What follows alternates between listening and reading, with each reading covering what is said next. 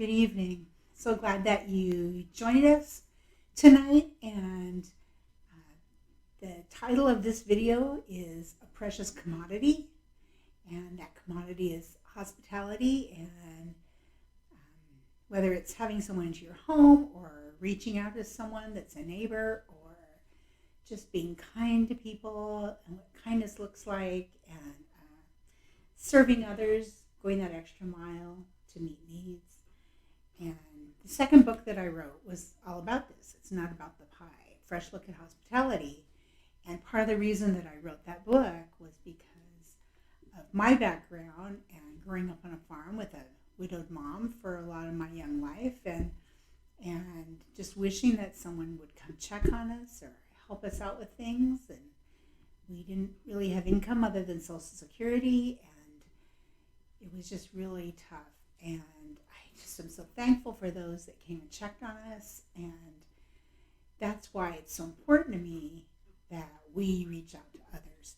And sometimes it's not perfect timing, and you can plan to have someone over, but sometimes you just need to chip in where it's needed, whether it's to take care of their kids or maybe give them a break from taking care of an aging parent, or mow someone's lawn because they had knee surgery or whatever it is. And there's so many ways that we can meet the needs of others. When we were young parents and we had 4 little kids, I can remember someone coming and watching the kids and thinking, well, you have kids and we haven't reciprocated that. And she said, well, what goes around comes around.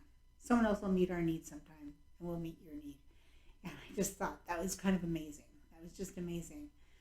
And, so you could maybe take care of an elderly person, or maybe someone who's been caring for someone, just give them a break, which is so wonderful to someone, and they just love that when they can just have a break from something, just to go out to the store by themselves or something.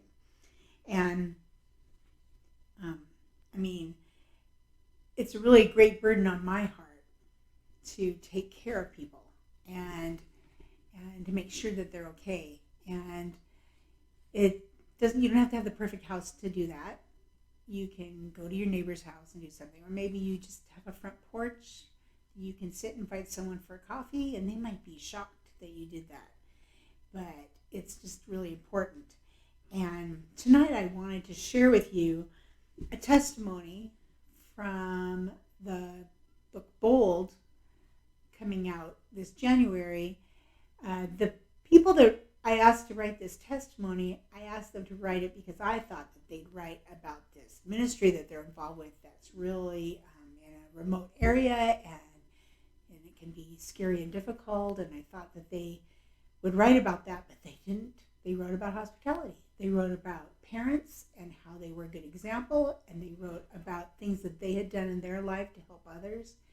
And then I got to thinking about how this fit together with being bold, and I realized it does, because you have to intentionally and purposefully take steps forward to meet someone's need.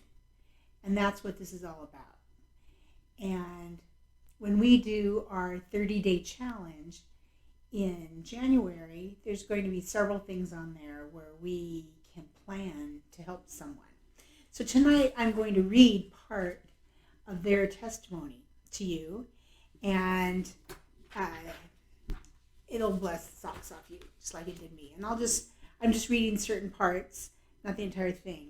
But this couple has just been really dear to my heart as I've gotten to know them. And their names in this are Dale and Elizabeth, which aren't their real names. But I think that you'll really appreciate learning from them, what they have to say. From a young age, we both saw our parents being intentional, unashamed lives for the glory of God. Dale experienced this as a missionary kid while his parents served on a small mission hospital on a remote tropical island in the Pacific.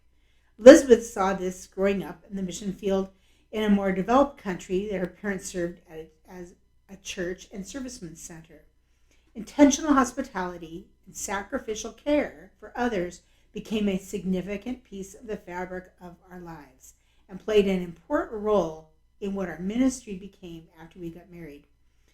When you grow up watching models who lived intentional, live what I teach lives, it is not difficult to follow their examples because that's the only way you know how to live. And that's the key right there. Teaching others about it and their parents teaching them how to meet others' needs. When we began our own ministry together as a missionary family, being intentional was not even something we really thought it. We just did it because it was so woven in the fabric of their lives. We paid the airfare for other missionaries to come to visit us without knowing that they needed to get away from the pressures and stress of the concrete jungle where they served.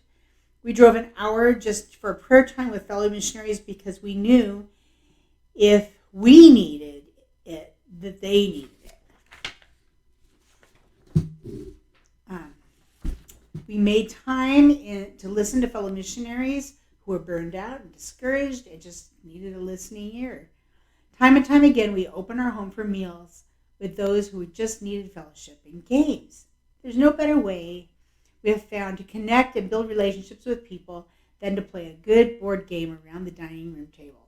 Most people are so busy they don't have time for fun and fellowship. It's water to a thirsty soul, just to laugh and enjoy games with one another. We opened our ministry facility to a family visiting our city who needed a place to stay so they wouldn't have to worry about bed bugs, spiders, or unwanted critters at the place they had intended to stay.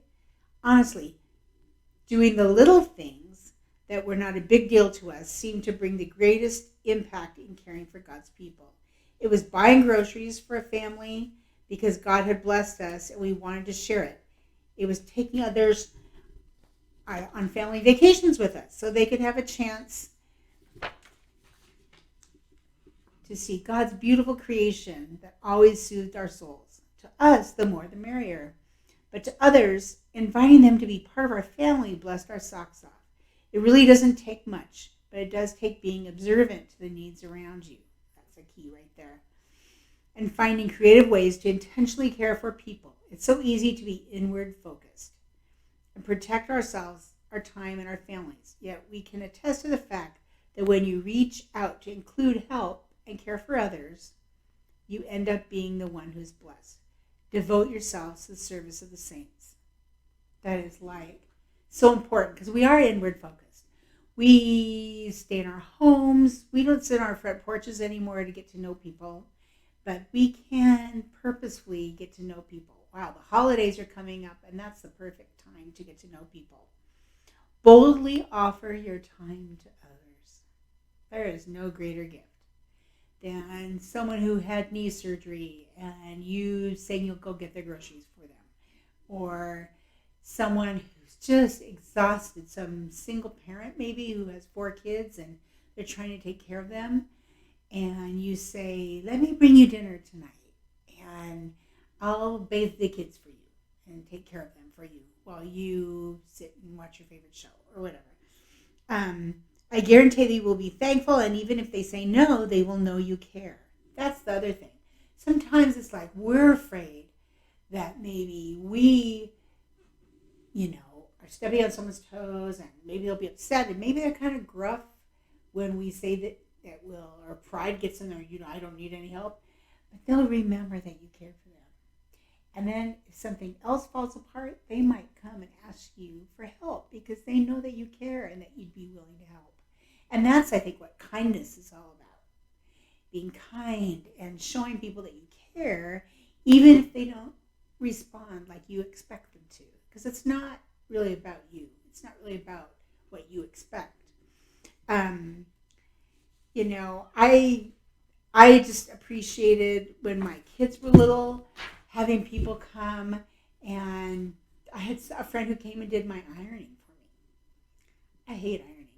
What a blessing that is for someone just to come and do that.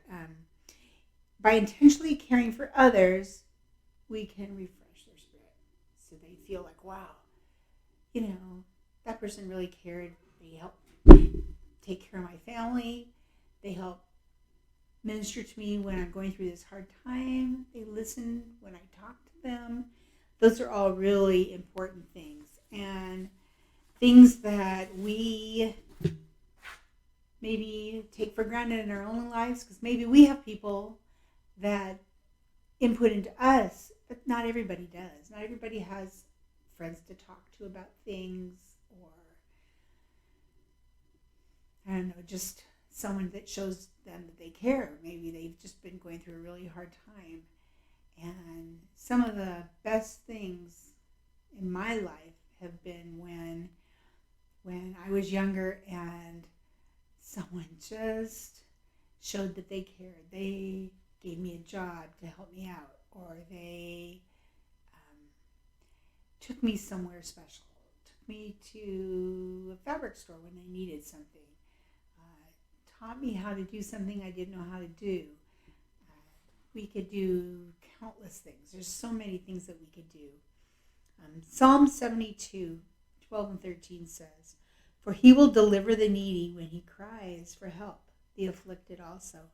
And him who has no helper, he will have compassion on the poor and needy, and the lives of the needy he will save."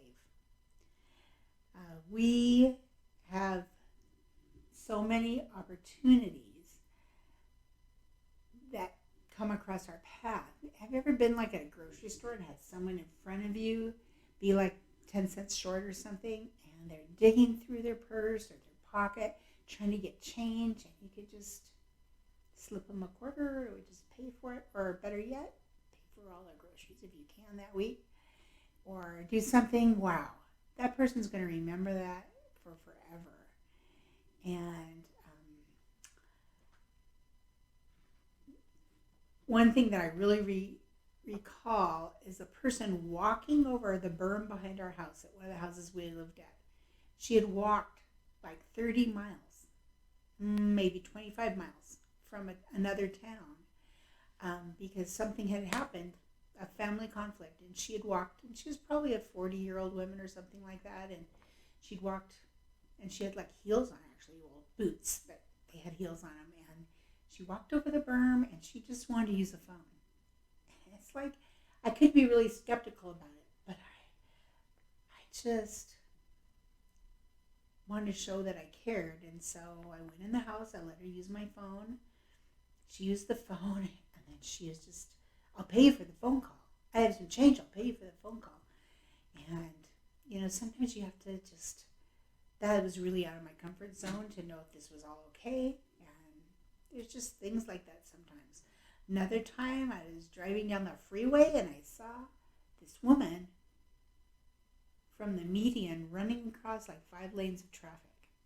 There wasn't very much traffic that day, but she was running and she had a gas can in her hand. So I thought, oh, she's out of gas. And her car's parked in the middle of the freeway, in the median. And so I pull up, I roll down my window, and it's like, "Ma'am, do you need help?" And she said, "Yes, I don't have gas. Can you just take me up to that gas station?" I was right by an off-ramp. So I just went off the off-ramp, and I went to the gas pump, and I asked her how she was going to pay for it. She had lost her wallet, and she was late to work, and she had to go back for her wallet, and then she ran out of gas. And she opened her fist, and she had pennies, and she gathered them from her car because she didn't have her wallet. And so I just paid for her gas. It was like 2 gallons worth of gas. Paid for her gas, and then I drove her back to her car, and I just told her I would keep praying for her all day. And she just had a really bad day, a really hard time. And so you can pray for opportunities to help people. And sometimes maybe a neighbor just wants to talk with you, and they're on the sidewalk and they're sharing with you that 2 family members died that week or something, and you just need to listen to them. And it's hard to know what to say. I don't know the right thing to say to people always, but be a listening ear, and sometimes just saying, "Okay, I have some banana bread if you would like it," and I always make 2 loaves and put some in the freezer and to have on hand. And you can do things like that, little things where you can help someone out by just doing the littlest thing. And it's just a gesture. It just shows kindness. And so we're going to be doing some of these things in the next couple of months. And we'll be sharing scriptures about different things that you can do. And I just want you to have a great week and look for ways and opportunities that you could serve others. And go out, meet someone's needs this week. And I'll see you next week.